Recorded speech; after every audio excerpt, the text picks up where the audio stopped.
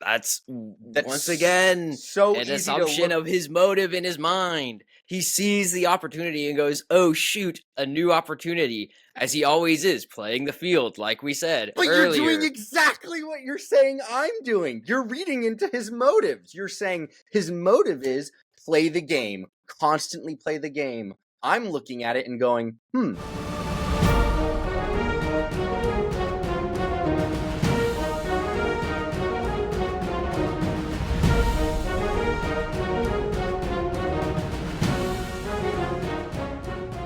Hello, ladies and gentlemen. Welcome back to another episode of A Lost Plot, the podcast by storytellers for storytellers, so that we can tell better stories ourselves. As always, I'm your host, Maverick, and today we have back with us our co-host, Andrew, to review the third installment in the Pirates of the Caribbean franchise. That's right, today we are reviewing Pirates of the Caribbean at World's End. This 2007 release was written by Ted Elliott and Terry Rossio, once again with the direction by Gore Verbinski, and of course Jerry Bruckheimer being involved, as he always is. So, getting right into those initial impressions, Andrew, what was your initial thoughts and rating for Pirates of the Caribbean at World's End? It's a solid trilogy. Great way to close it out. Got an 8.6. Wow, you got better than the last one. It keeps going up. Wow, that's actually maybe one of the highest ratings you've given on this podcast outside of maybe Gladiator. Yeah, Gladiator I think is the only one that's gotten a perfect score. So yeah, that's some very, very high praise for this movie.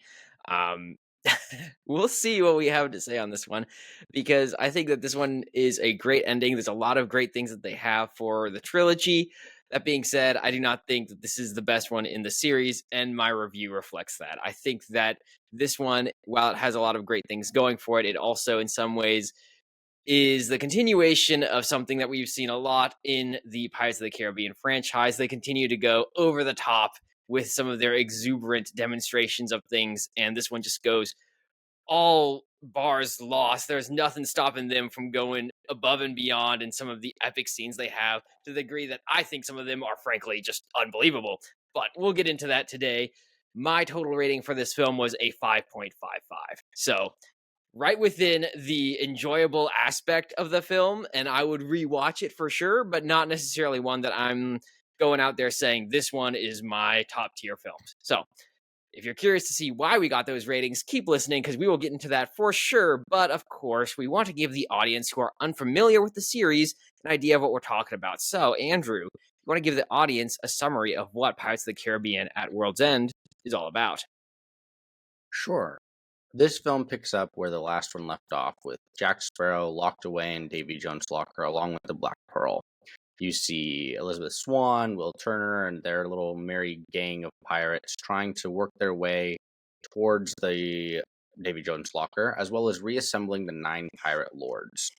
We also pick back up with Cutler Beckett, who now has control of Davy Jones, and he's terrorizing the sea using the Flying Dutchman. The film progresses with Barbossa leading the group of pirates to save Jack Sparrow. They reunite. There's lots of conflict. They end up reuniting the 9 pirate lords. They resurrect Calypso, and there's a massive battle out in the ocean to wrap everything all up. Yep, pretty much. And we'll get into the details of that today. So let's start off as we always do. We got that opening scene. You see at the very beginning, you have a little kid sitting on a barrel, or standing on a barrel as he's about to be hung, along with a bunch of other people, and he proceeds to sing about more or less what it is to be a pirate. And it cuts from there into the fight at Singapore, where the pirates that we have seen in the previous one, Will Turner, Elizabeth Swann, Hector Barbossa, and a lot of them, all going to get this map that allows them to find the Davy Jones locker where Jack Sparrow is hidden away, to bring him back and reunite the 9 pirate lords. What are your thoughts on that opening scene? Do you think it is compelling? I love the opener. It's my favorite Pirates of the Caribbean opener. I think the opener to the second one is solid. This one, just the slow march of the pirates to the gallows, the kids singing the song, and the way that the scene was shot, and the music is just so good. I love that opener. So friggin' fire. Um, you also introduce the characters like pretty quickly after that. Right? You start off with Beckett and his crew, and then you immediately move into Elizabeth Swann and the Singapore Pirates. I think what's interesting about these openers is they well, not interesting, but great about them is they waste absolutely no time throwing you right into everything. Like you are picking up right where we left off, but they're also not doing it in such a way that it feels force fed. And what I mean by that is they do a good job of showing and not telling. You don't know what Elizabeth Swann is doing in this like weird area. It looks kind of like a bayou. There's a bunch of elevated buildings over the water. You see her with Barbosa, but you have to kind of figure it out as you go. You're not being spoon fed this information, so I really appreciate that. I appreciate the way that they throw us back into the action. I think the opening, very initial part is phenomenal. Yep.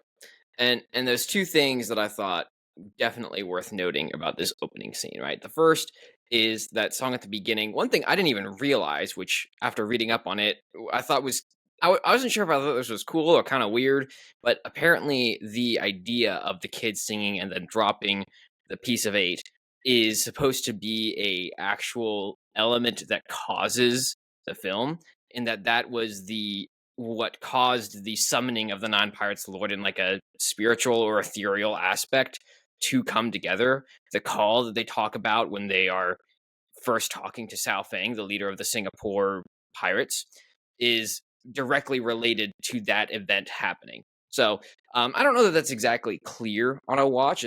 But it is like a cool opener, and I was still down for it regardless. And it sets the tone right for the entire film. Regardless, is like this is an epic battle between the ragtag fighting forces of freedom, if you will, versus the absolute oppression and tyranny of the British coming along and commanding the high seas. So, great opener in that regard. In regards to the ideas of Singapore, you get this from the very start with this idea that this is a film of questionable alliances and intrigue, which we have seen in the other films.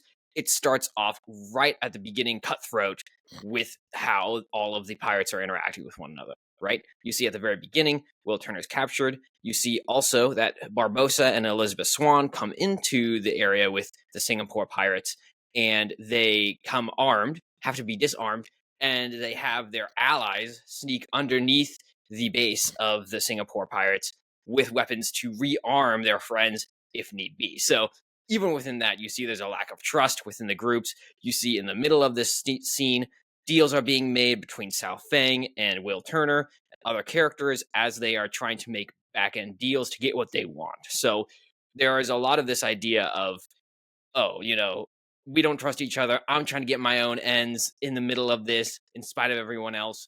I have me to look out for, number one, and this is what I'm going to do moving forward. So you get that right off the bat with this film, and it just, it sets the classic Pirates of the Caribbean tone we've seen from the two previous films. These are the types of despicable characters we're dealing with, and we will continue to see that here. So, great opener. I had no qualms with the opener at all. I thought it was fantastic as well. I don't know if you have more to say on that, because otherwise we should get to the main man, as we always do. Jack Sparrow. What are your thoughts on Jack Sparrow in this film? Is he a compelling protagonist in this one? Yes, he's great. It's similar to the last film where he's kind of got this mode of self-preservation on. But you can still see that there's growth from the end of the last film, where he still exhibits much more so than he did at the beginning of Dead Man's Chest, that he cares about the people around him, even to the point where like he gives up his chance. Well, it's like twofold. There's two paths he's going on that kind of lead him to the same destination. The first one is he wants eternal life, and the question is at what cost. And he has to struggle with that internally throughout the film. The second portion is the idea that he would give up eternal life for his friends. And so he gives it up for two reasons. One, he comes to the conclusion that eternal life is not something worth having. There are certain points of dialogue throughout the film. One of them is with his dad, where he says the problem with eternal life, I'm botching it, but he basically tells him you have to be able to live with yourself for all those years. And then the second reason he ends up having Will Turner stabbed the heart of Davy Jones is because Will Turner would die otherwise. So yeah, I think he goes through good growth. I think he has compelling motivators. He doesn't want to die. Davy Jones is still hunting him. He in this film, you see him really start to shine in terms of just playing everyone. Like he's no longer simply this guy who is out to save himself. He's like pulling the strings, even though he's not doing it in like a Admiral Thrawn sort of way where he's planning it all out. He's kind of figuring, like, working everyone at the same time to get his desired goal. You want to start off right now? Wow, that's crazy. Yeah, I think it's funny that you come to it with that perspective. I'm willing to be convinced the other way, right? That Jack Sparrow is who you say he is. I frankly don't think that he is a character that has growth in this film, and if anything, I think that he's a character that devolves in this film compared to the previous one. You get the stereotypical Jack Sparrow, the person who is trying to get his goods in the high seas, right, as he always has. And what you see is someone who has been maybe besmirched for his efforts to be a good man, if you will, right? And you see that from the very beginning when you first see him, or not the very beginning. He gets introduced probably 15 minutes into the film, so he's actually not there for the very beginning, as everyone is going to collect him from Davy Jones' locker. And when you first see him, you see him in Davy Jones' locker, a vast white desert where a bunch of iterations of himself exist, and he's commanding them, but they're a hallucination of his mind, right? And then a bunch of crabs from who knows what, which is just such a wild scene, right? The whole crabs taking the ship and pushing it from the sand into the ocean is one of those scenes that is just the stereotypical Pirates of the Caribbean scene where it's just something so weird and crazy that happens. And because it's Pirates of the Caribbean, I kind of think you get a pass, especially because it's in Davy Jones' locker, and we're like, we don't really know what Davy Jones' locker is supposed to act like, but this is just so weird. And also, that never gets revisited, right? You just get the crabs that push the ship into the ocean, and that's that. And maybe somehow they're supposed to symbolically relate to Tia Dalma, aka Calypso. I'm not really like sure. It's just kind of random, but it's the classic fun Pirates of the Caribbean thing going on. So I didn't have a huge issue with it. I just thought it was a classic kind of odd thing you see in Pirates. In regards to Jack Sparrow himself, you see some of his frustration from the first time that you see him, right? And that comes when he realizes, oh, these people are not hallucinations like he initially thinks. These people actually are in Davy Jones' locker, and they are there to save him. And he turns around and he says, 4 of you have tried to kill me in the past. 1 of you succeeded, right? And they all look at Elizabeth Swann are like, oh, shoot, wait, what? What happened here? And you see in that moment that he's got some sort of frustration with the people, and he immediately goes, nope, no one's getting on my ship except for who I want to. And I like you and you and you, and everyone else is screwed. You guys can all stay here. And then Hector says, you're not going to get back without the map. So he forces his way with everyone else onto the ship. So there is a sort of play there going on. But you see in that moment, in a classic Jack Sparrow way, if you will, that he's actually not happy with any of these people. He's not excited to necessarily even see them. He is more like, what is going on? Why have you guys done this to me? Or less, when I went through these efforts in the last one to come back and save you and help you in the midst of fighting this beast that is from Davy Jones, the Kraken, and I suffered for it. I ended up getting dragged into the depths of Davy Jones' locker because I went to help save the day. And this is my thanks. So I don't know that it starts off with necessarily an endearing tone towards the rest of the characters. You see, if anything, a antagonism toward them because of it. And I think that some of the other things reflected don't bode well for his character being anything but going back toward his old pirate ways, right? And you see that as well later in the film because his efforts, everything he does, is to undermine the rest of the pirates until the very, very end, where he goes, oh, we should go out and fight the British. Why does he want everyone to fight the British? He wants everyone out in the open to fight the British because then he has made a deal with Beckett that will allow him to go free while everyone else ends up dying. So At the end of the day, he's out still for number one, Jack Sparrow, and everyone else can suffer as a consequence, and he's okay with that. So, in regards to like character growth, I don't necessarily see it. I think he's a fun character still. I think he's an interesting character. But at the end of the day, I think if anything, he looks at the character growth that he had in the first one and goes, nah, I don't think so. I think that I want to stick out for myself, and that's what I'm going to do. I think there are two ways we come at this. Either one, I think you just interpret things differently. Actually, no, that's just the only way. I think you're just interpreting his actions completely differently. I don't think his actions in this film are simply to subvert everyone. I think he is looking at the larger game and preserving everyone's lives that he does care about in his own way, right? You see this when he kicks Will Turner off the boat in using the barrel, but then he tosses him the compass. Will Turner, absent that compass, would not have been able to lead Beckett where he needed to go.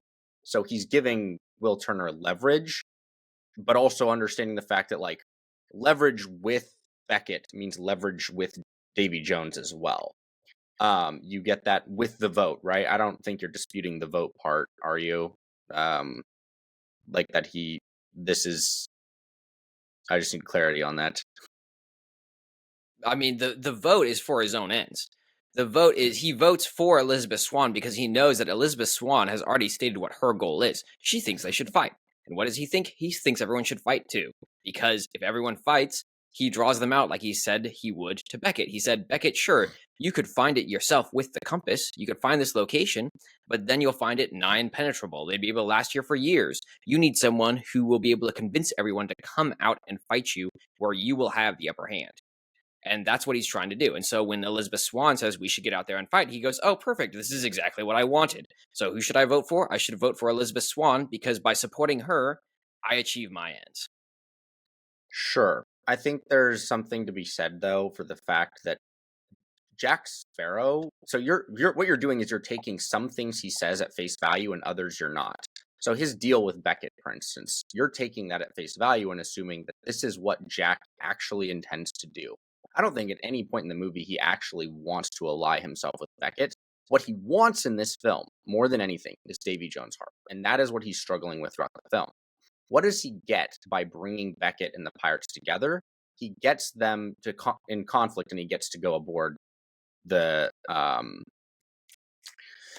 the Flying Dutchman. I think also Jack knew that it was likely Elizabeth Swann would exchange him for Will. Like he knows how Beckett operates. Maybe this is me giving Jack Sparrow more credit than is due. I think Jack understands the game better than anyone. And I think that's why Jack always comes out on top. And so his understanding of the game informs my interpretation of the actions he takes. So his deal with Beckett, his any conversation he has with him, the way that he handles all of the players on this board, if you will, is to get them into one place because Jack knows Davy Jones has to go and he has to take his place because he can't live his Jack Sparrow life in a world where Davy Jones exists now. He also knows that the people around him can't live in a world where Davy Jones exists now because Beckett wants to kill all the pirates. There's an early on in the film, he gets Beckett. I wrote this down somewhere. I forget exactly how the conversation goes, but he essentially gets Beckett to back down temporarily off of killing certain individuals, and it under the guise of let me go to them and bring them out to you. But the fact of the matter is, if Beckett had just pursued, they would never have been able to fight off the British forces. So he's buying them time to coalesce together to assemble their forces at the Shipwreck Cove. Absent that, they would have never stood a chance against Beckett's forces.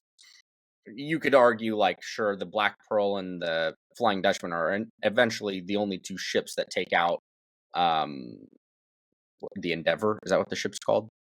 But still, like, they need a force of ships. He gets Beckett to call off Jones for for a short time. Jones was out there just slaughtering pirates en masse. Had Jones remained in pursuit of all of these pirates, he would have greatly dwindled their numbers. So I think that's the first one. I also read Jack throwing Will Turner in there as like this ploy to kind of get an in with Beckett, to draw Beckett out. I'm not denying that there's no motivation for himself, right? I think a character needs to have some level of selfish motive in order to be compelling, truly. But I don't think in my mind, I don't see any way to deny that he's still acting in the interest of Elizabeth Swann, Will Turner. You even get this like when Elizabeth Swann in the last movie chains him up, and he's not like angry with her. He's just like, "Told you so. You're a pirate. You best believe it." He's obviously still a little frustrated at Elizabeth Swann for what she did. But I think Jack is not the type of person to hold a grudge against someone for something he himself would do. And so he's looking at it like, she did what she needed to. I can live with that. I mean, clearly he doesn't hold a grudge with her by the end of the film. Like they make jokes, and then she's the absolute whore who goes to kiss him, and he's just like, no, thank you. So, and I think the ultimate culmination of all of this is him having Will stab the heart, right? This entire film has been leading up to him trying to get the heart. He wants the heart. You could make the argument that he ultimately is selfish in having Will stab the heart instead. I'm not sure I completely buy this. I think there's an internal struggle for him, and he's kind of going through this idea of, is he really free with eternal life, or is he just enslaved to the Dutchman? Does he really want that? But up until like the last second, he's still planning on going through with stabbing the heart. And the thing that stops him from stabbing the heart is when Davy Jones turns and stabs Will. And Davy Jones knows that. Like, I don't know how much Davy Jones is able to read into Jack's psyche, right? Clearly Jones knew it would affect him, and it did. Jack didn't stab the heart. Like, that was what got him to stop, right? Absent Will getting stabbed, Jack probably would have gone through with it, but it was when Will's life was on the line that he finally went, okay, I'm going to sacrifice my goal that I've been pursuing this entire movie in order to save the life of this man. So, yeah, I think it comes from there's two different ways, right, that you're viewing it, and definitely it comes down to two different things. One, do you trust that some of the lines that he gives us are accurate or inaccurate, right? Is he lying to everyone, including us? Or two, is he saying some level of truth in some of the lines that he states, right? And so in regards to, I'll get to that one in a moment. The other one is the question of, does he have a plan this whole time, or is he making it up as he goes along, right? This is something that's said from the first film and is said throughout all of the films until you get to this one where someone says it again, right? To Cutler Beckett this time, one of his comrades at arms asks, do you think he has this plan the whole time, or is he making it up as he goes along? And if you buy the idea that he has a plan the entire time, that he is orchestrating everything to work in his favor, and that he had this grandiose idea of how to play the chessboard expertly, then yes, you would probably lean more toward Andrew's side. I think if you have the idea that he is more of the fly by the seat of his pants and is able to use situations because he is very adaptable, then you'd probably fall more toward my side, I think. And I personally think that he is more of the adaptable type that doesn't necessarily have all of the pieces or have everything figured out from the beginning, but he in fact is good at playing the board as the pieces move. And this is what you get, I think, with each of the situations that comes out, right? He has these ideas, but when he sees contingencies and opportunities for new things, that's where he takes the action. And you see that with the discussion around the heart, right? And he knows in the back of his mind that he has made this deal with Beckett where he will be free from Davy Jones if he makes the deal and Cutler Beckett follows through on it, right? That's one of the agreements he made when he first agreed to take Cutler Beckett to Shipwreck Cove.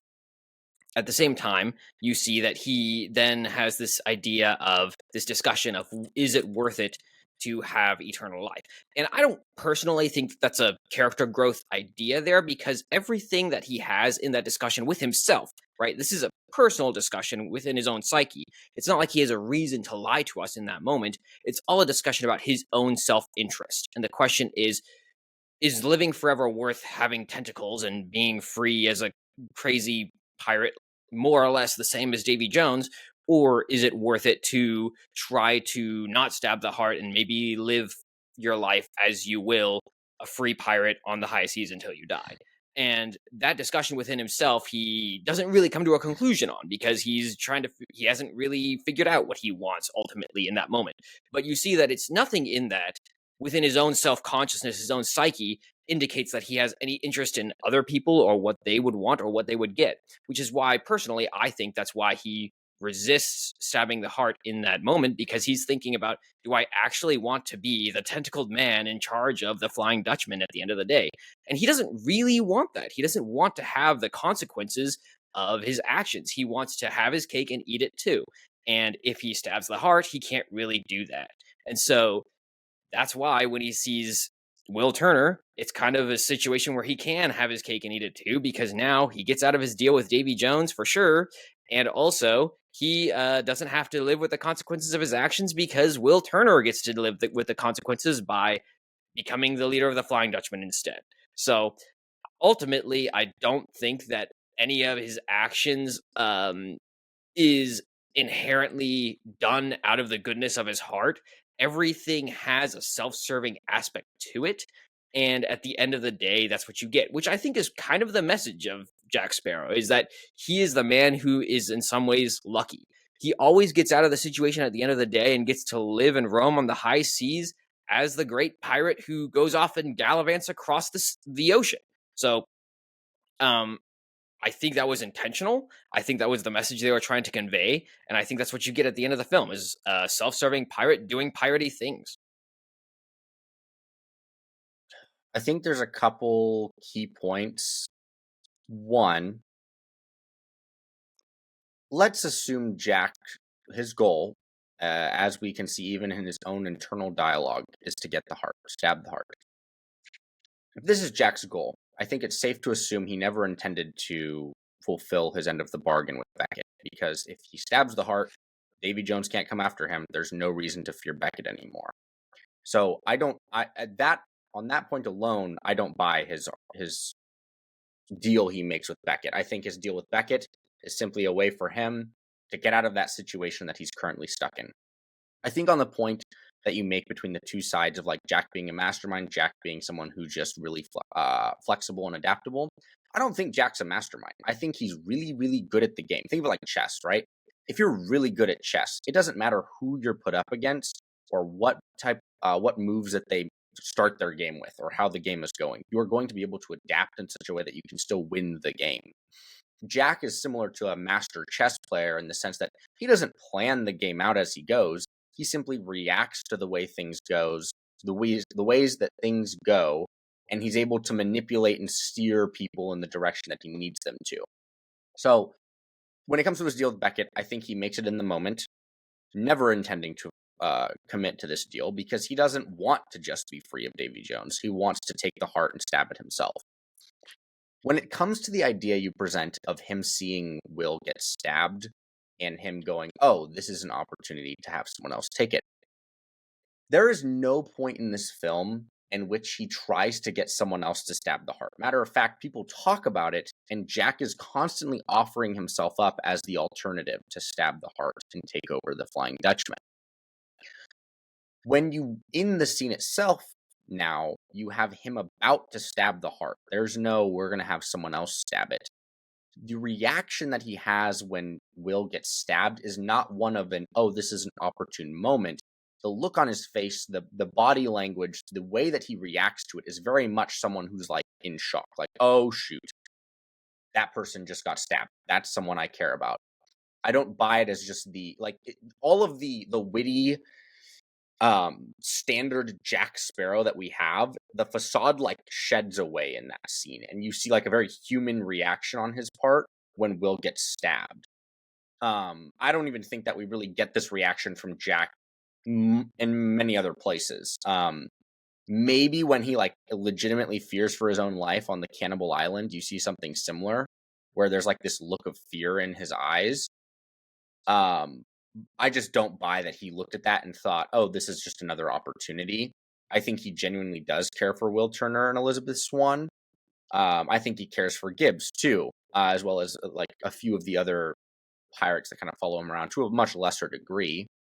Um, but like that's why when he's talking to his dad, you get this idea where he talks about like keeping people close to you too, and he's like, "How's mom?" And then he pulls out the head.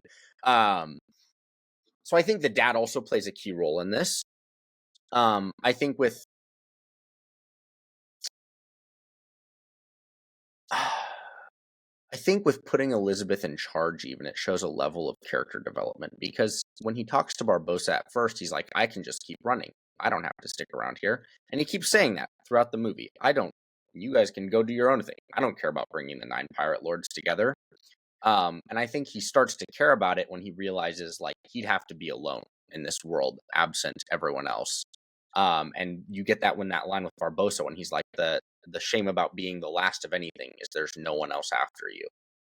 And it's like this idea like you may be the last pirate ever. You're gonna be all alone though, and there's not. You're like, what's the fun of being a pirate if there aren't others around, right?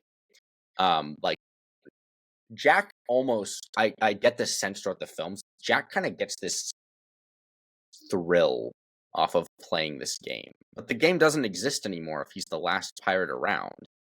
Um so I think there's definitely arguments to be made that Jack does grow as a character. Granted, this goes back to our conversation during the first film that Jack is just a hard character to read. Um because of the fact that he's constantly playing everyone in this world that he lives in, and even when he's not playing people, when he does care about them, it will come across as he's playing them because he doesn't show his true colors to anyone. And goes back to the first film where we find out he was betrayed by his own crew when he was going to the Ile de Muerta. And so I think that is reflected in the fact that he doesn't trust people with his plans. He kind of just does his own thing as he goes, and he'll kind of push people in the direction that they need to be, whether that's for their own ends or his.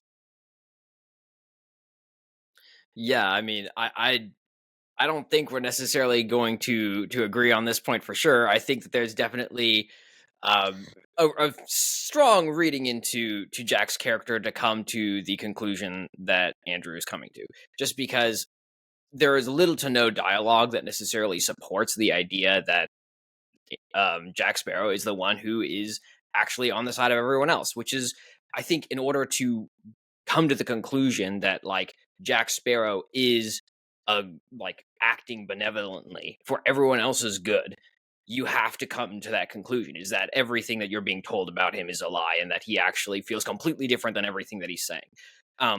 Which, okay, I do want to clarify. I going never said he's the benevolent character. I think sure. he's constantly struggling with this.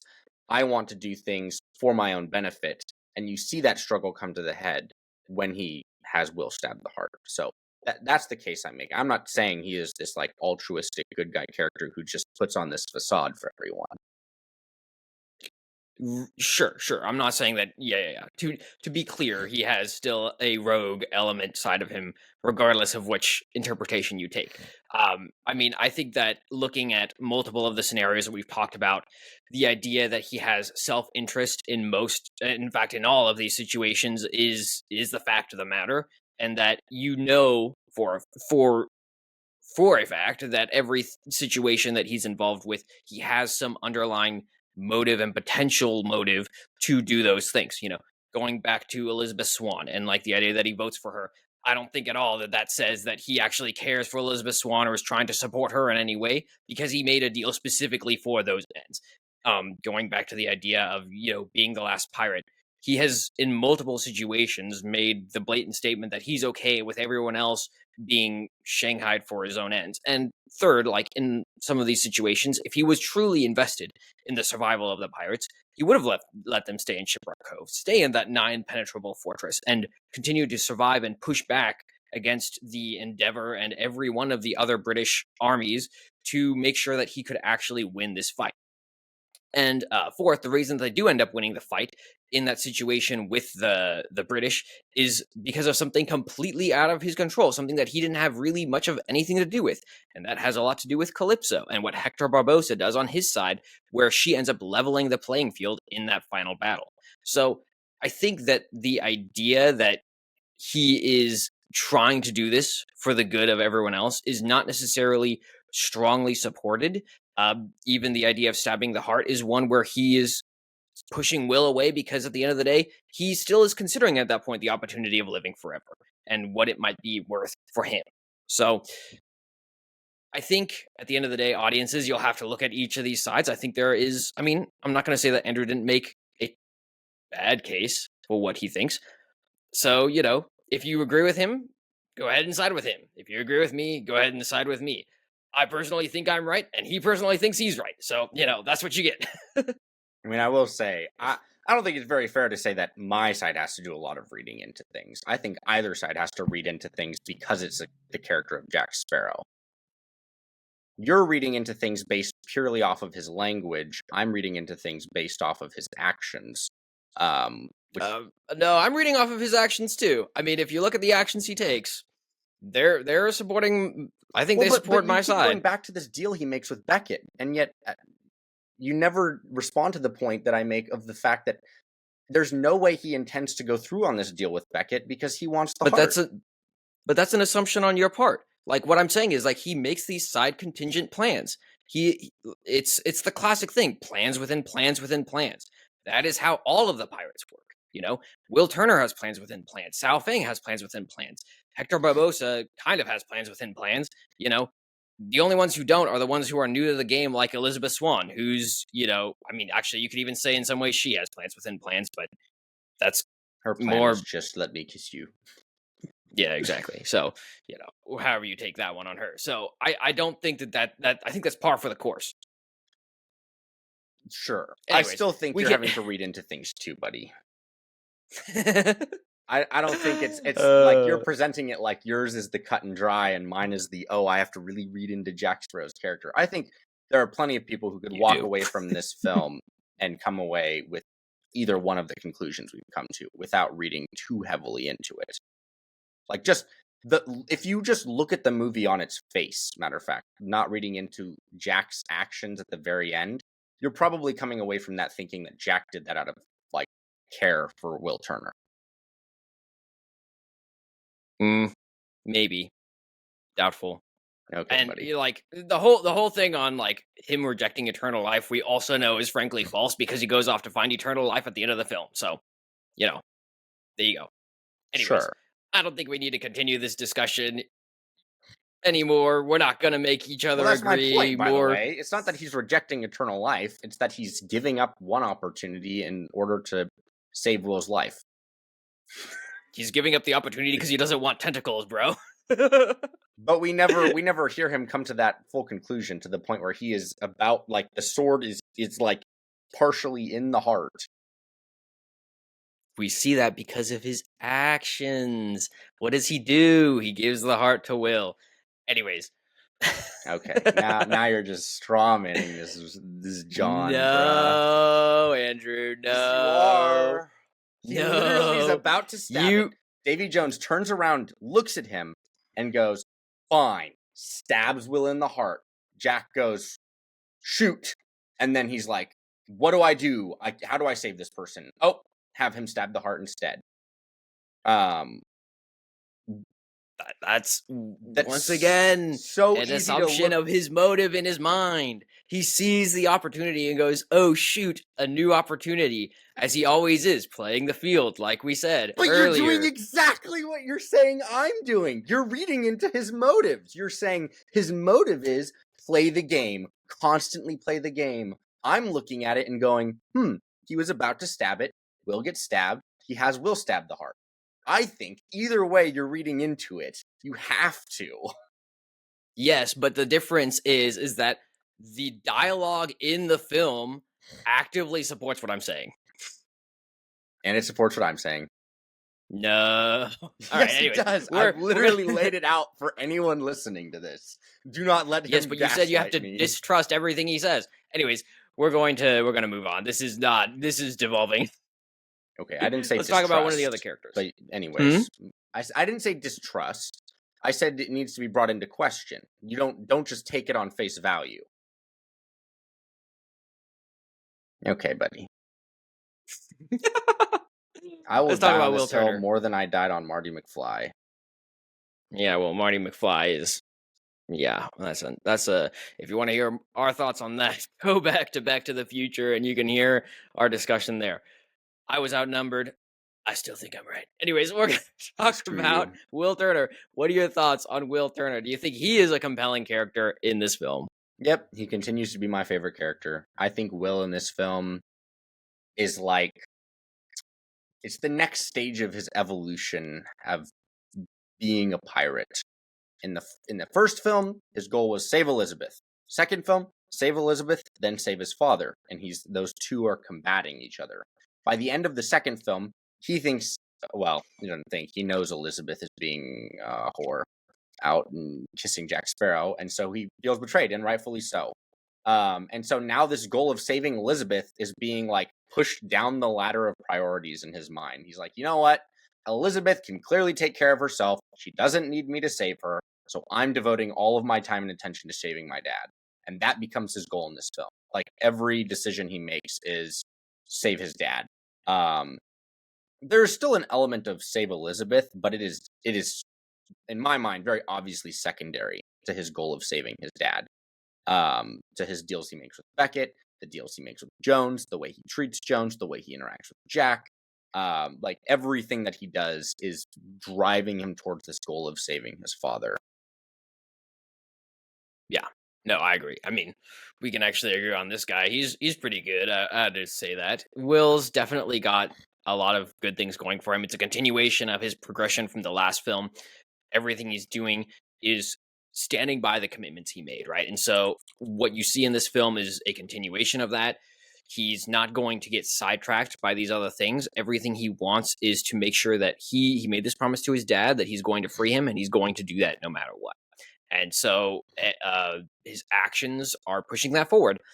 My only small qualms with him, which isn't necessarily a qualm with him per se, as much as like the overall flow of the story, is some of them didn't exactly make sense. And that was just in regards to one, he makes the deal at the beginning with Sao Fang, and he says, I need the pearl to free my father. But we're never really given why. It's just like, and that kind of drops off halfway through the film where he doesn't really need the pearl exactly. He just needs, honestly, to get on Davy Jones' ship again and stab the heart like he was trying to do at the beginning.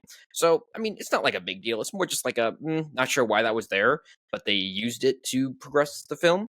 And then the marriage scene, I don't think makes a ton of sense, just because there's this big point of conflict, frankly, between Elizabeth and Will, where they're basically like, we can't trust each other.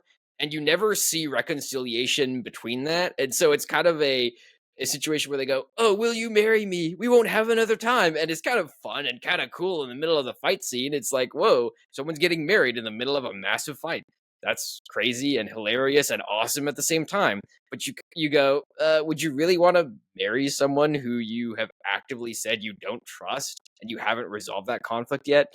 At the very least, questionable. But once again, not like a big thing for me. It didn't affect my rating a ton. It was more just like, I don't know if this is the most viable thing to put in the film, but I enjoyed it. I mean, I think for the first one, Will needs the Pearl to catch up to the Dutchman. It's been established that the Pearl is the fastest ship. It's the only one that can outrun the Dutchman. Thus, if it can outrun it, it can catch up to it. And so that, I think in Will's mind, is how he's going to get to the Dutchman. He's clearly not going to go through the British Armada because he's wanted by them. And the Dutchman isn't just going to come to him. So the only way in his mind at this point in time is to find the Pearl. Once the Pearl's found and all of these deals begin to be made, there become new avenues of approach to getting on the Dutchman, which is why he no longer needs the Pearl. When it comes to that scene, yeah, I agree. I thought that scene was stupid. I think in my mind, the only way I can justify it is like they're both about like they see death's door and they're like, we might as well kiss and make up while we can. Um, Hmm. and it's like it doesn't affect my rating a ton. It's just the thing that I found more unbelievable was the fact that they were able to sit there holding hands while dueling on the middle of a ship while being swarmed by pirates. That was much Yes. harder for me to buy. And so when it came to the believability of this film, it took like a point off. I was like, oh, what is this goofy scene here? At least with Barbossa, it was like he's like, I'm a little busy, buddy. um, but yeah, I mean, I think with Will's character, the thing that makes him so interesting is he goes from this idealistic character who's like, I'm always going to do what's right, and that includes telling the truth and being honest and doing the right thing all the time. The second film, he starts to do things that are like a little questionable, where it's like he still has these noble goals, but he's like starting to figure out the game. By this film, he's like fully embraced the game. The difference between him and other pirates is that he still has noble ends in mind, and he's not willing to just kill indiscriminately like innocent people. He still wants to save his father. Even though he has a grudge at this point, he can't trust Elizabeth, he still cares about Elizabeth's safety. He still cares about specific character safety in this film, and he's not going to like, he is not the character who will do whatever it takes to meet his end just because the end is something noble, right? He's not the character who comes to the conclusion of the ends justify the means. The ends definitely justify a lot of the actions he takes, right? He's still playing this game with Barbossa, with Jack, with Davy Jones, and with Cutler Beckett. And it's really cool to see his character evolve to the point where he now understands how to play the game and still preserve his morality by the end of it. But yeah, I think his is great. I wrote down, he understands that purity without cunning gets you killed. And that's kind of, what character was it? Maybe I'm thinking of something else. Anyways, yeah, that in my mind was like a nutshell of his character. Whereas like, Elizabeth is trying to seek out this justice for what happened to her, if you will, or her father. Jack is like in this constant pursuit of freedom, right? His idealized version of freedom is captaining the Black Pearl on the high seas, and he wants to do that for eternity. Will's not seeking just retribution or justice. It's almost like he's seeking redemption for his own father to save him from this like eternal damnation that he is bound to Flying Dutchman to serve. So Yeah, no, 100%. And it's definitely in regards to especially him and Elizabeth Swann's arc, especially. It is the meta viewpoint, if you will, of the arc of becoming a pirate, right? And this is his full manifestation of that in this film, where not only does he take all the actions of a pirate, but he becomes a pirate long term, right? He becomes the captain of the Flying Dutchman by stabbing Davy Jones' heart and freeing his father, and then helping to ferry souls to the souls of the dead, as the people who died at sea. So there's definitely the full arc for him. There's also the full arc for Elizabeth, which we'll get into in a minute. So yeah, I mean, definitely everything that Andrew's saying there, I don't disagree with. It's also really cool that like, or I guess cool, interesting, thematically great. He spends his whole time in this film and most of the last one trying to save his father from the Dutchman, and it costs him his freedom. He gives it up to save his dad. And granted, his dad stays on the ship anyways, apparently. But it is interesting, right? He both saves and becomes his father at the same time, because now he's cut off from the person he loves, the person he cares about, and he can't see them, save for every 10 years. I think it's also really cool, like the fact that the ship goes under. He literally dies and is reborn anew as the captain of the Dutchman, and his job, the stated job of the Dutchman, is to ferry the souls that are lost at sea to the afterlife, which is something Davy Jones was supposed to do but hadn't been. And so now you have a man at the helm who does have a moral compass, and we can assume will proceed to do his job. So I presumably he's not going to grow tentacles, although apparently he does get some level of corruption all over his face. But that's another film, and we'll talk about that when we get there. Right, exactly. Let's not get too far Yeah. ahead of ourselves here. Um, So I do think that Elizabeth deserves a discussion, but before we get to her, I think we should have a brief side tangent to the other related character to Will's life, and that's a Bootstrap Bill. What are your thoughts on him as a character in this film? Because he doesn't have as much screen time in this one as he does in the previous one, but he's still very relevant. What are your thoughts? I mean, I think Bootstrap Bill is always meant to be a character that progresses Will's story. And I think the Mhm. scene where he's fighting Will is probably it's a very powerful scene for Will's character, because it is truly testing how far he's willing to go to save his father, right? It's very Luke Skywalker and Darth Vader-esque in the sense that, like, his dad is not pulling his punches, and he has to fight him in order, like, he has to defend himself. He can't just not fight. Um, but he's still trying to save his dad in all of this. So I think Bootstrap Bill's character is good. I think the element of him being, like, absorbed by the ship is very cool. It's a tragic one for Bootstrap Bill's character, right? And it definitely increases the stakes for Will too, because Will isn't 100%. He doesn't know that this is happening, but it is, for us as the audience, creating urgency, because it's like, wow, how long has it been since the last film? Maybe a month at most, and he's already been, like, all but absorbed by this ship at this point, and he's lost his memory, he's lost his autonomy. Um, and Mhm. you see it get even worse when, like, he stabs Commodore Norrington. Like, he is becoming a fully, just like, he's just this minion of the Flying Dutchman, this unquestioning servant of Davy Jones. So Yeah. Well, it's also interesting because I think his maybe symbolic representation in this film is somewhat different from the last one, where he had this hope from his son, but as time has progressed, as he hasn't seen any situations resolved or hasn't seen his son in supposedly months since the last film, right as they get ready to try to save Jack, you see him devolve more into this idea of despair and becoming one with the ship, as you discussed, right? And you see that in the moments of hope, or the moments where he lights up and becomes himself again, rather than giving over to his despair and to his obligations and the debts and burdens that he has. He has fallen to those and has more or less accepted his fate. And he says that when he interacts with Elizabeth Swann, and he realizes who she is, and he's excited to talk to her, and he emerges from the ship, and he's talking to her about Will, and then he realizes that Will's going to have to make a decision, right? If Will is going to free him, that means that Davy Jones is going to have to die. And if Davy Jones, if he kills Davy Jones, right, Will Turner does this, then that means that he's not going to be able to spend time with his loved one, right? And so he's going to have to choose one or the other.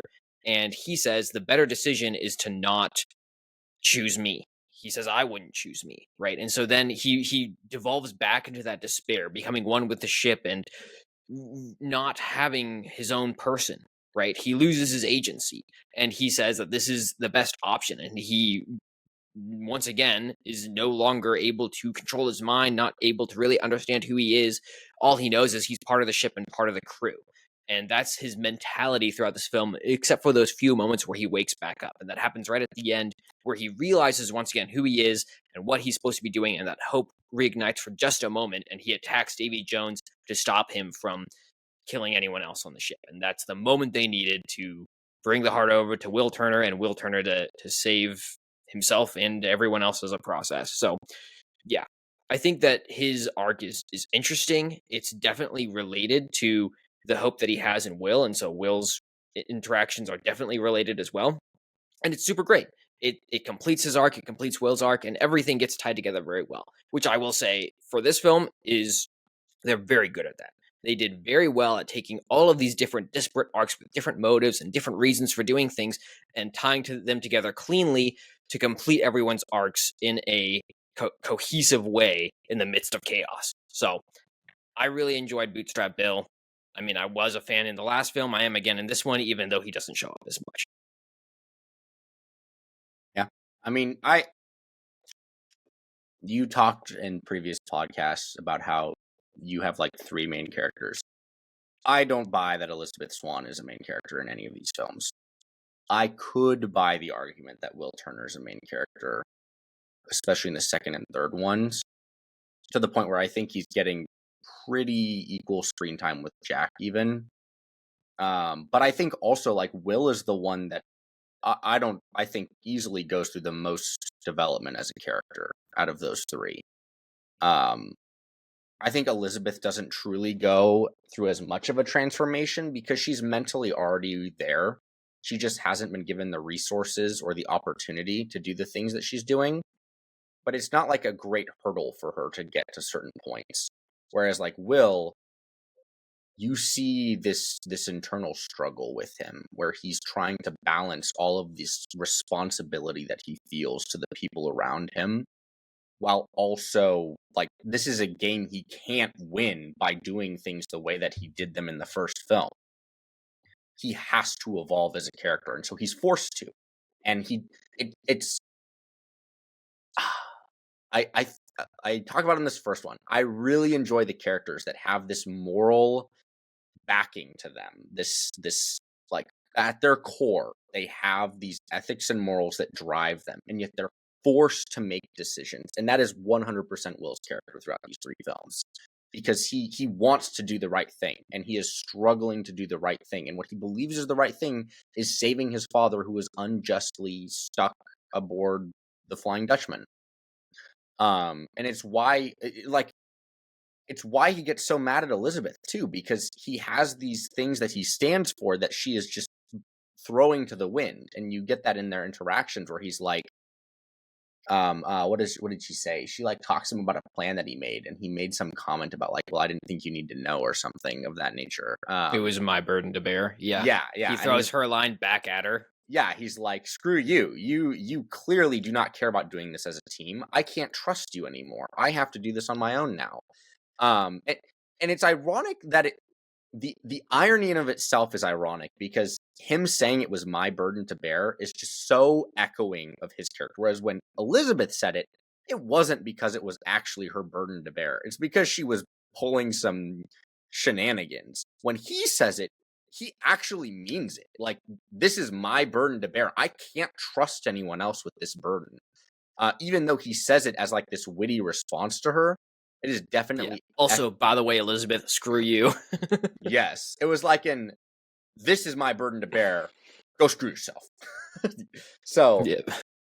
I think his character's great. I think his character is the one that goes through the most development, which is why I think there's definitely an argument to be made that he is the main character, especially in these later 2 films. Yeah, and I think that I'd potentially be willing to buy that for sure. I mean, that's what I was doing in the last 2. Anyways, what are your thoughts on Elizabeth Swann in this film? I think she has a lot more screen time, maybe a little more interesting of a character in this one in your eyes. Maybe? What are your thoughts? With Jack, right? He's playing this game. There's just something that feels so devious about playing the game and using your feminine charms to do it. She's not relying on her charisma or her ability to finesse herself out of a situation and talk her way out of it. It's just like, I have a trump card, I'm a woman, I'm hot, kiss me now. And it's like, it feels like, not that Jack is necessarily playing a fair game per se, but it feels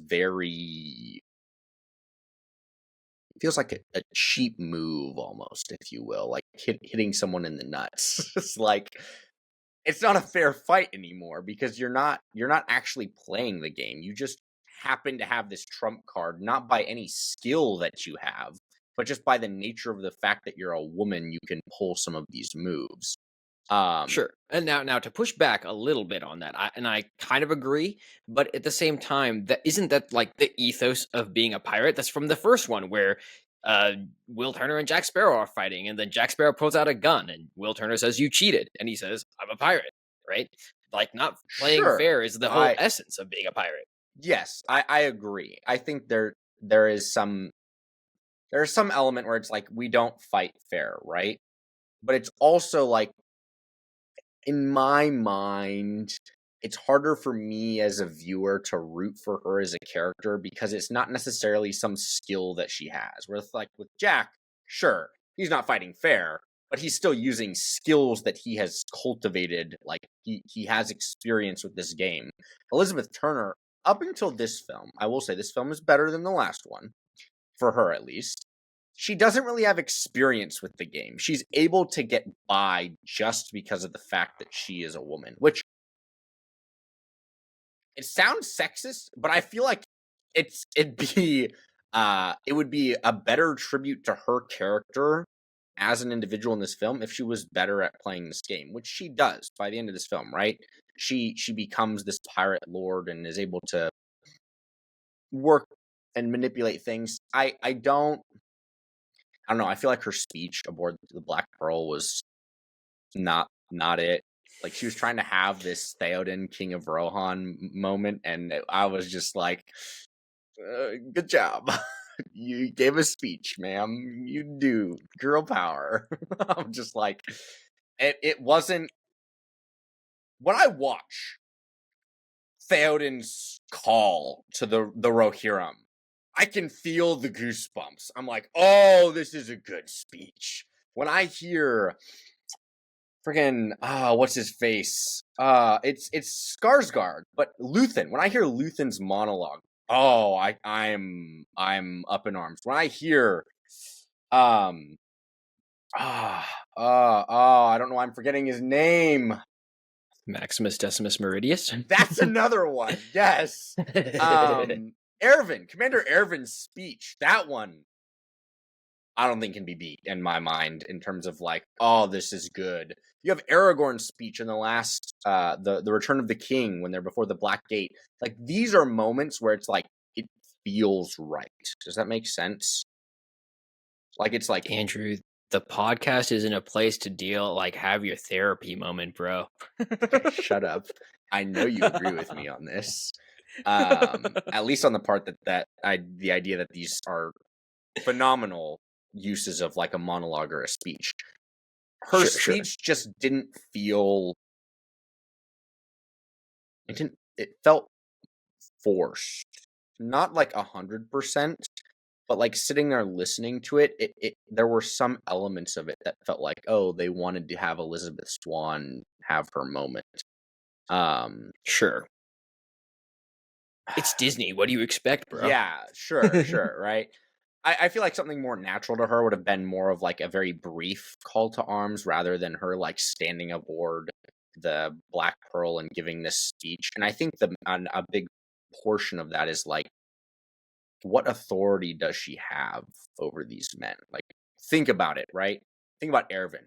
Think about Theoden. Think about Aragorn. These are men who are calling their men to arms. They're men who have fought on the front lines with them, and the men listening to this speech know that from the depths of those men's souls, they mean what they're saying. Like, this is not just a rallying cry to get them to fight. This is I am going to charge in the front lines with you and ride to my death if that is what is needed here, right? Erwin, most 100%, is riding to his death as he's screaming out for his soldiers to push on. Elizabeth doesn't have the same weight behind her when she gives her speech. It's like she's saying similar things to these other ones that I've mentioned, but there's no, like, you don't have the same awe and respect that the men aboard the ship would have for someone else. Does that even make sense? I feel like you're laughing at me, and I don't know if people are going to listen to this and go, I don't know what Andrew's talking about. But in my mind, that was the conclusion I came to. Because when I watched it, it was like, something just doesn't sit right with me with this speech. And I came to the conclusion that had to be what it was. Nice. I mean, I'm not going to say, I just don't think it's as epic, and that's how I left it. Sure, but yeah, but it's also like, it doesn't, it's not like the speech in and of itself is unnatural for a movie of this sort, right? They're going into a battle that could very well spell the end for all of them. A speech rallying cry is in and of itself not foreign to this type of scenario. It's just the character they chose to use to give that speech didn't feel right. And maybe none of the characters felt right, right?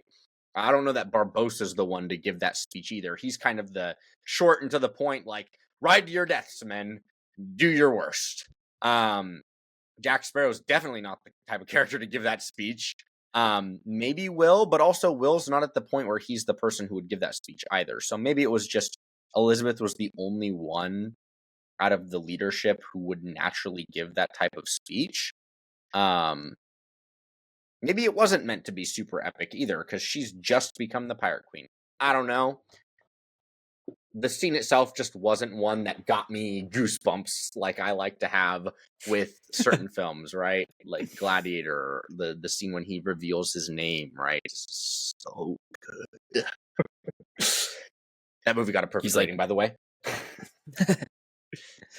No goosebumps, thumbs down. Exactly. I mean, from my part, in regards to Elizabeth Swann, I think that she's definitely more developed in this film compared to the previous ones, which at least I appreciated.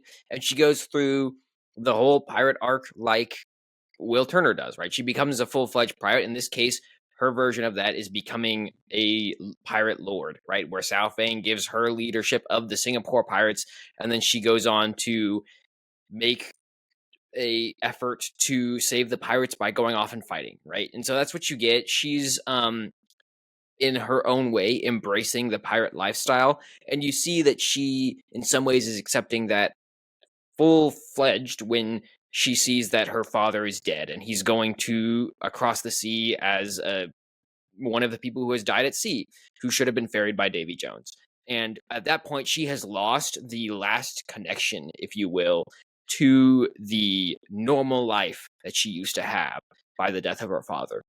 And you see this anger and resentment to that to some degree when she's doing that face off with Cutler, Beckett, Davy Jones, and Will Turner versus her and Hector Barbossa and Jack Sparrow, excuse me. And when you see that, she ends up saying, like, we will fight and you will die. And she's very vengeful in that moment. And you see she's just, becoming the classic pirate that you will. The only thing that maybe is more interesting from this, from like a meta story analysis, is she goes through this whole journey. And at the end of the day, she ends up putting aside the pirate lifestyle, right? She goes back to her home in the stereotypical hero's journey fashion and comes back to the life she once had now as the homemaker who has a kid and raises the kid as, she decides to do and gives up the pirate life. So it's in a proverbial sense somewhat interesting, I guess, kind of cool, but she's fighting for the pirate freedom life just like everyone else is in this film. So she has her arc. I thought it was okay. Definitely not as good as Will Turner's. So, I'm not going to give her a ton of points on that, but I also it was don't enjoyable. think that her goal in this film was similar to the other pirates, where hers was just, I don't want to die, and she didn't have these grandiose goals of eternal life or riches or saving her father. Right, her father's dead. Her goals in this film are survive and kill the people to avenge her father, and once that goal is completed, there's no reason for her to stay at sea. She never particularly enjoyed the seafaring life. It was more of a life out of necessity rather than preference, as opposed to Jack. Even Will, you don't really get the sense that this is preference for him. He is, by the end of this film, he is stuck at sea rather than choosing to be there, right? I don't think it's too far of a stretch to say, absent him captaining the Flying Dutchman, he probably would have just left too. No, 100%. I mean, unless he's a bad dad, but I don't think that was what they were driving for in this film. We can move on, though. Talk about side characters. We've talked about what gets them compelled. We haven't talked about the villain. We've kind of talked about themes. Yeah, no, let's talk about the villains. I think that that's one of the main things that I want to hit on this. I know we've already discussed so much in this, but let's talk about let's start off with Davy Jones. Davy Jones was the big bad guy in the last one, and he reappears in this one as a subservient servant to Cutler Beckett. What are your thoughts on Davy Jones in this film? I think Jones and Beckett are meant to be the physical embodiment of the antagonist. Um, Jones definitely isn't as big of a threat as he was in the first film, or the second film, sorry, the first of this two-parter. So I definitely enjoy his character more in the second film. Like, I think the third and second are like so close for me. There are a few things that put the third one over the second one, but like I still think the second one's phenomenal, and I still like Davy Jones is probably the best part of that film for me. Um, just every aspect of his character. In this film, you get a little bit more backstory, which I think is kind of a natural progression of things. I don't think it's needed to make his character any more compelling than he already is, though. Hmm. I don't know if that makes sense, but like you have this Tia Dalma side plot going on where it's like revealed this sea goddess was the person that he was in love with and she betrayed him and that's why he's so angry. But we didn't really need to know it was Tia Dalma, and it didn't really matter that she was a sea goddess to make his character compelling. We already All we needed to know was there was a woman that he loved. Something happened to crush his soul to the point where he removed his own heart, and that's why he is an angry, bitter, wicked man now. He has lost all of his humanity because he cut it out of himself. So I don't know that they're not really, I don't think they're really trying to develop his character further in this film. It's more of a just, he's still around, and there's just naturally going to be more information that the audience gains based off of the way that things progress. It's also the way that they do it. It has a nice little bow by the end, right? You have the character of Tia Dalma who showed up since the first film, and now by the third one we realize, oh, she's actually a sea goddess in human form. And I think it's really cool the way that they tie in her character with the nine pirate lords, with the Flying Dutchman, with the ocean itself, and the way that it turns the tide in the battle. Um, Beckett, I think, is interesting. He doesn't really change a ton either as a villain, as opposed to the last one.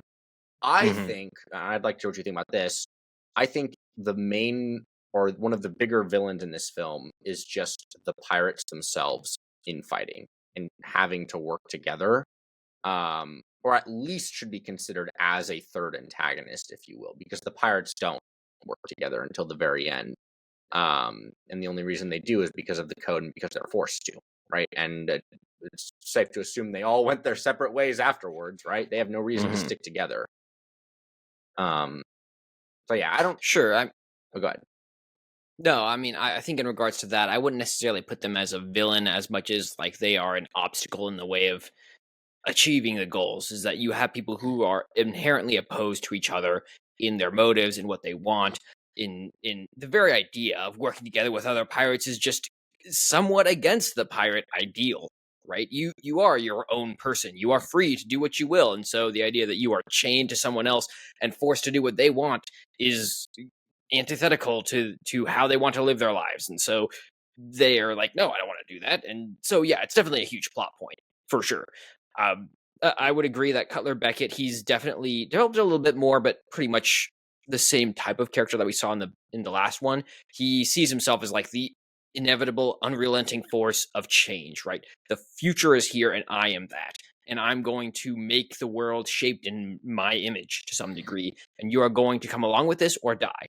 And that's his persona as he moves forward into the film. So I Yeah, think he's a somewhat compelling villain, despite somewhat being stock, right? I yeah, mean, I was watching it with a friend and he said, they casted him so well. He has a very punchable face. And I think I agree to some degree. He's pretty enjoyable to see as a villain because he has the regal aspect of him that's still despicable at the same time. So still a great character, not like the strongest character, but definitely a solid add.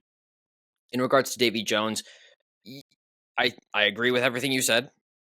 First off, but second off, just adding on to that, this idea is his anger toward Tia Dalma / Calypso is interesting from the aspect of what she represents and what he represents as a consequence, right? He's this harbinger of death, right? And he's constantly talking about judgment and postponing judgment. And this idea of like, do you fear death is something he's saying in every film that he shows up in, right? And so when he sees this opportunity to get rid of Calypso after she besmirches him in his love, he goes, okay, well, screw you. I'm going to get you chained to a bodily form by working with the 9 pirate lords. And that's what he does. And it's interesting because in some ways she represents, the chaotic mystic slash monster woman that's shown in the classic um, mythology, right? And she's like the full embodiment of that in every sense of the word. And what Davy Jones does is he's almost the opposite of that in some ways. So that's what he's supposed to be when he's ferrying the souls and bringing some level of peace to the chaos that she brings as the chaotic representation and embodiment of the sea. And you see, it's interesting because while he is angry at her and frustrated at her for who she is and what she's done, in some ways, he takes on the very form that he's frustrated and angry with, because then he becomes the harbinger of death, the chaos on the sea that she once was. And you see that in a lot of the lines that he says, where they say in the second one, oh, they escaped into the sea. And then he says, well, I am the sea. And then they end up diving down into the water, right? He is constantly there creating the very chaos that he is frustrated that caused the anger in his own life. He is then doing that to everyone else. So from that perspective, pretty interesting and still an enjoyable character. I also think it's just an interesting ad. A very noteworthy thing to say is one of my favorite lines they carried throughout the entire film is Will Turner's sword, in that it's such a great sword and everyone thinks it's a great sword. And it turns out that is the sword that Davy Jones takes and then uses to stab Will Turner. So it's like a twist of irony there where you get the very thing that Will created is a thing that ends up being his own almost death in this film. I mean, I would just say it is his death, because I see this almost like his rebirth as the captain of the Dutchman. But yeah, I get your point. Yeah. I think Beckett also, segueing into the final character I'd like to talk about, James Norrington. I think Beckett is a good foil to his character, because Beckett represents just power hungry, basically, this imperialism that the British Navy had, right? The British Navy was something to be reckoned with, especially in the time period this is set. And so Norrington represents that lust for power that the British royalty had. Norrington represents kind of what the idealized British citizen would think of for themselves, right? We are good. We want to do what's just and right. And Norrington wants that. But he also is blinded by his desire for this status, right? He sees this as the only thing left of his life. And when he's confronted by Elizabeth and realizes his status is getting people killed, he's like, okay, well, then this goes against everything that I believe. And so he helps them to escape, and it costs him his life. Again, interesting that he dies. Does he get killed by Will's sword, or does he have Will's sword and he has Will's sword and tries to stab Davy Jones with it. He gets stabbed by like a sharp board. True. By right. Bootstrap Bill. Yeah, okay. And that's when Davy Jones picks it up and he goes, nice sword. Yep. So no, I 100% agree. It's interesting because he is such a desperate character for his old life, and he is so blinded, as we talked about in the last one, from what could be, but then for what ought to be, maybe is what I should say. And he now has his old life. Right? He has everything that he wanted, and he realizes that he can't go back to that old way of living because the world has changed, right? The inevitable force of Cutler Beckett comes to a head with him as he realizes that this is not the life he actually wants. This is not what he's actually fighting for. He's fighting for bad things now. He's not fighting for good and law and order and all of the great things he thought he was fighting for in the first and second one. And so when he realizes this, he realizes that he made a mistake, and he tries to, undo a lifetime of sins, a small act, right, if you will, to undo a lifetime of sins. And he can't really do that, and he ends up dying a somewhat tragic death. Now, granted, he's a villain, so it's not like we're super tied to him as a character and being like, no, but it is somewhat sad to see his demise in this film. So yeah, he's a great character. I enjoy him a lot. Obviously, you did too. So I think that it was a great ad. Yeah. But let's talk about. I mean, we've talked about all those things. We got the idea of most of the characters. I think that's a pretty fair statement to state. So, what are your thoughts on the finality of this film? the conclusion and the lasting impact. What are your thoughts on how they ended and tied this all up with a neat little bow? I think the ending's good. They clearly had an impact because they've made 2 more, and they want to make a 6th one, although Johnny Depp wants nothing to do with them after how he was screwed over. Yeah, I mean, clearly I think this film was good. I don't think the next 2 come even close to this original trilogy that they had. I don't think they're necessarily bad movies, right? But I think that just the way they were able to take just 3 movies and fit so much in there and have like all these great characters and their stories wrap up in such a way that like that's we could have just gone without ever getting another Pirates movie, and this would have been enough finality for the series, right? Mm-hmm. The assumption is Elizabeth is now living on land. Will Turner gets to see her every 10 years. It's a semi-tragic story, but they have a kid together, and Will Turner's presumably going to continue ferrying souls as Davy Jones was supposed to do. Jack Sparrow is back on the high seas pulling shenanigans. He's right back where he started at the beginning of the first one, with his ship mutinying against him and losing it. So there's another thing that came full circle there. Yeah, I mean, I think the ending's great.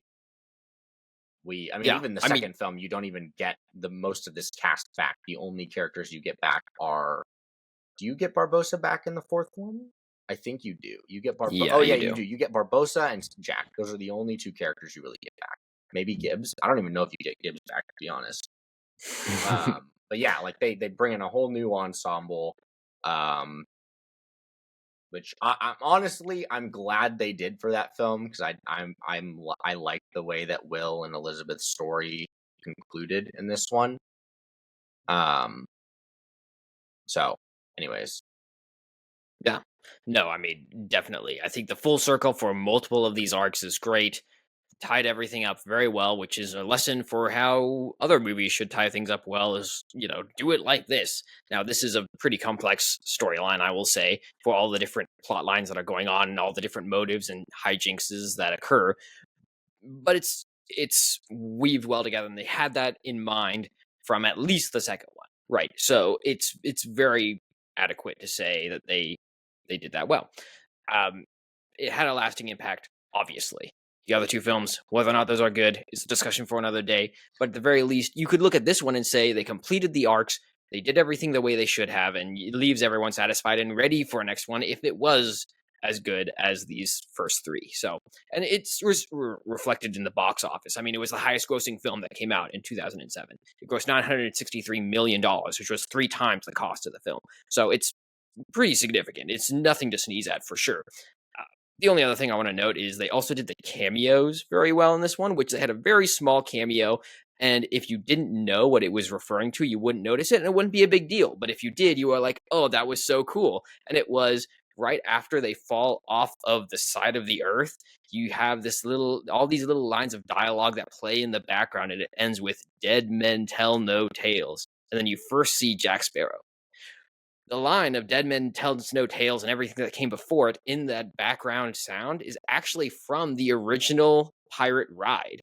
And they use that in this film to bring you like full circle. This is what we came from. This is the origins of this film. It came from a ride in Disneyland. It wasn't even like based off of a story or comics or anything. It just came out of someone's mind.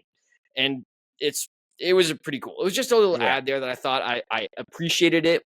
It wasn't like something thrown in your face. It wasn't something crazy. It was just that little accentuation that added that little, that was so good, So I liked that. And obviously I still enjoyed the film. I'm still a fan, and I think that it's worth watching. So there you go. I think that's what we got for Pirates of the Caribbean at World's End. So there you go. We hope you all enjoyed, because we will be back as we always are next week. We'll see you all then.